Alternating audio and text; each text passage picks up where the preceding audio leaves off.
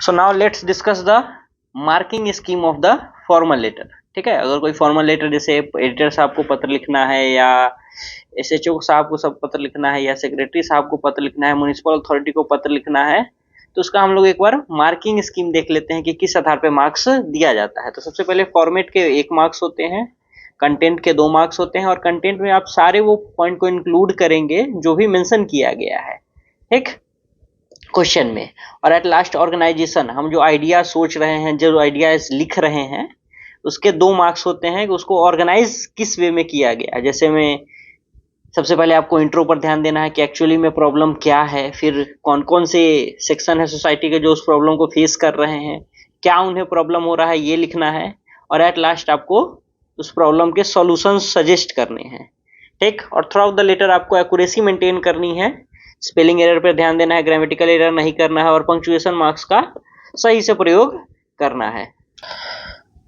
तो चलिए डिस्कस करते हैं कि एडिटर साहब को पत्र जो लिखेंगे वो किस फॉर्मेट में लिखेंगे और क्या क्या चीजों का हमें ध्यान रखना होगा। तो सबसे पहले हम लोग देखिए एट द टॉप आपको लिखना है सेंडर्स एड्रेस ठीक, और उसके बाद आप एक लाइन छोड़ करके डेट लिखेंगे, फिर एक लाइन छोड़ करके आप रिसीवर का एड्रेस लिखेंगे जो एडिटर साहब है यहाँ पर, फिर सब्जेक्ट लिखेंगे ठीक। और सब्जेक्ट में क्या लिखना है यह कंटेंट आप क्वेश्चन से ही देख पाओगे कि क्या इशू है, क्या प्रॉब्लम है, उसी प्रॉब्लम के रिगार्डिंग आप ये लिख रहे हो लेटर।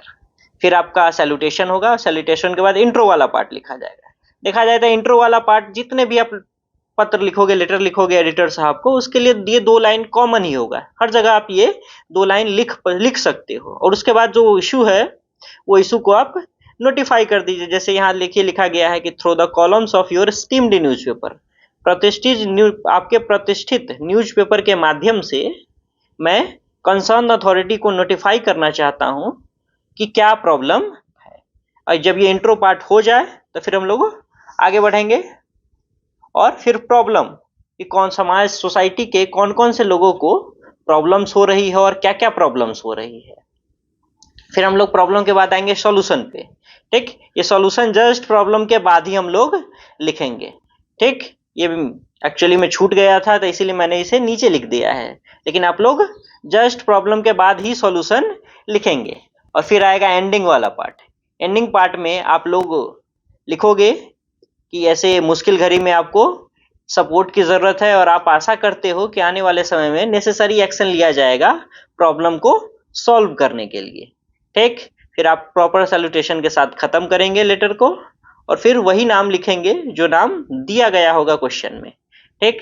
अगर आप इस फॉर्मेट को फॉलो करते हो तो certainly you will get 4 out of 5 marks ठीक। That's all.